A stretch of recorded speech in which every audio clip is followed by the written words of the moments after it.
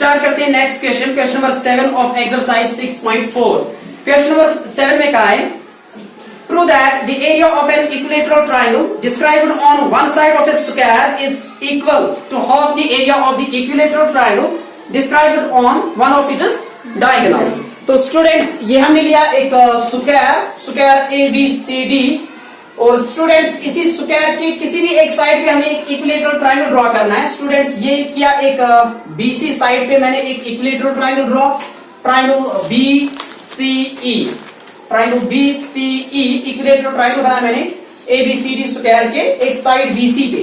और स्टूडेंट्स इस क्वेश्चन में कहा है कि प्रूव करना है कि ये जो एरिया, ये ट्रायंगल है जो हमने बनाया स्क्वायर की एक साइड पे, स्टूडेंट्स इस ट्रायंगल का एरिया इक्वल है half of the area of that equilateral triangle जो कि हमने बनाया कहां पे, on one of its diagonals. तो स्टूडेंट्स ये स्क्वायर का एक डायगोनल हमने ड्रॉ किया, स्क्वायर एबीसीडी का एक डायगोनल ड्रॉ किया एसी, यहां से भी हम डायगोनल ड्रॉ कर सकते थे, अब यहां से क्या डायगोनल ड्रॉ किया एसी। और स्टूडेंट्स इसी एसी पे हमने एक इक्विलेटरल ट्रायंगल बनाया, ट्रायंगल एसी एफ।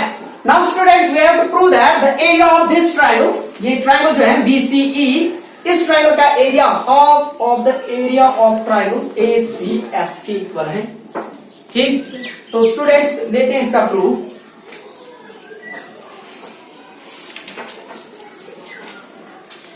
स्टूडेंट्स अगर हम देखें ट्रायंगल बीसीई और ट्रायंगल एसीएफ गिवन है कि ये equilateral triangles, and students we know that all equilateral triangles are similar, all equilateral triangles are similar।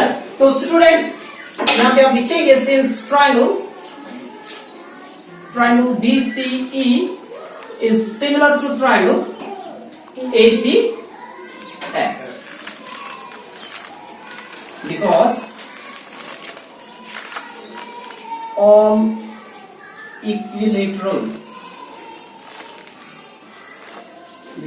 all equilateral triangles are similar।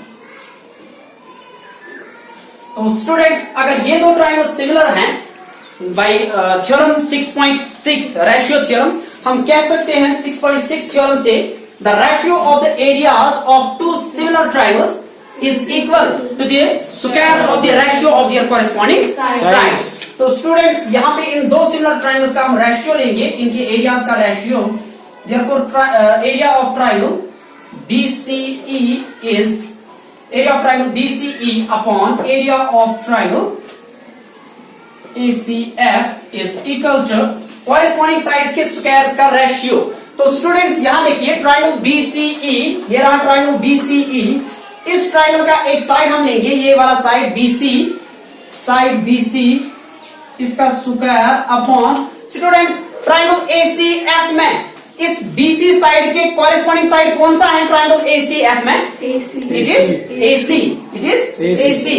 तो ACF का ये AC स्क्वायर, तो यहां पे आप लिखेंगे कौन सा रिजल्ट यूज किया, थ्योरम 6.6 रेशियो थ्योरम। ठीक, तो स्टूडेंट्स आगे देखते हैं BC square upon AC square.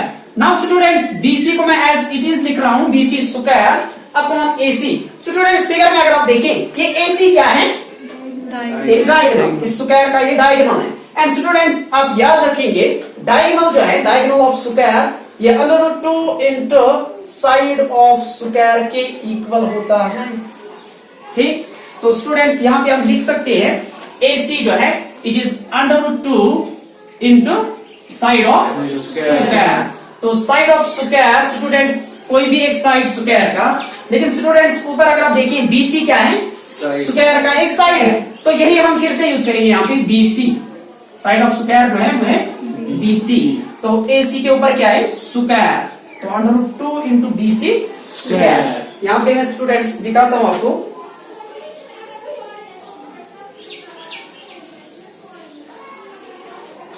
ये रहा स्टूडेंट्स ट्रायंगल AB, ये क्या है स्क्वायर ABCD। और स्टूडेंट्स यहां से ड्रॉ किया हमने एक डायगोनल AC। अब स्टूडेंट्स देखिए इस डायगोनल से क्या हुआ, इसमें दो राइट एंगल ट्राइंगल्स हो गए, राइट एंगल ट्राइंगल ABC और यहां से राइट एंगल ट्राइंगल ADC। अब हम इस एक पे काम करेंगे, ये वाला फिगर हम हटा ही देते हैं, इसका कोई काम नहीं। तो स्टूडेंट्स आप ऑब्जर्व कर रहे हैं एक right angle triangle ABC। Students square का हर एक एंगल राइट एंगल होता है, 90 डिग्री होता है, यहाँ पे भी, यहाँ पे, यहाँ पे, यहाँ पे। तो स्टूडेंट्स B पे हमें क्या मिलेगा? 90 डिग्री एंगल। नाउ स्टूडेंट्स 90 के अपोजिट ये AC क्या रहा?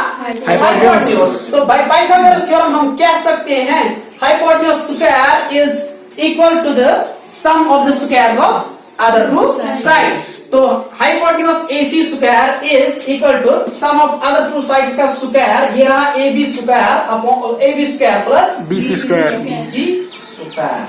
मानिए स्टूडेंट्स AB की लेंथ जो है ये x सेंटीमीटर है और BC की लेंथ जो है ये भी x सेंटीमीटर, क्योंकि स्क्वायर में हर एक साइड की लेंथ इक्वल होती है। तो स्टूडेंट्स AB स्क्वायर कितना आएगा? x स्क्वायर प्लस BC कितना आएगा? BC square x square.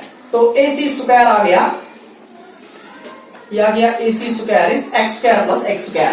Now x square plus x square कितना आएगा? 2x square. तो स्टूडेंट्स इस AC की लेंथ अगर हम निकालना चाहें, AC स्क्वायर आ गया 2x स्क्वायर, तो AC की लेंथ किसके equal? Taking square root on both sides we get 2x square का स्क्वायर रूट। स्टूडेंट्स ये स्क्वायर रूट ऑफ 2 और स्क्वायर और रूट कैंसिल, लेकिन किसके लिए? x के लिए। तो ये x बाहर आएगा, तो अंडर रूट 2 इंटू x। लेकिन स्टूडेंट्स ये x क्या है? Where x is side of square. तो स्टूडेंट्स फॉर्मूला क्या बना? AC डायगोनल जो है किसके equal? Under root 2 into side of square. ये हमने यहाँ भी यूज किया, AC is under root 2 into side of square, that is BC। तो स्टूडेंट्स इसमें आप लिखेंगे बिकॉज डायगोनल AC जो है या डायगोनल जो है किसके इक्वल होता है? Under root 2 into side of square.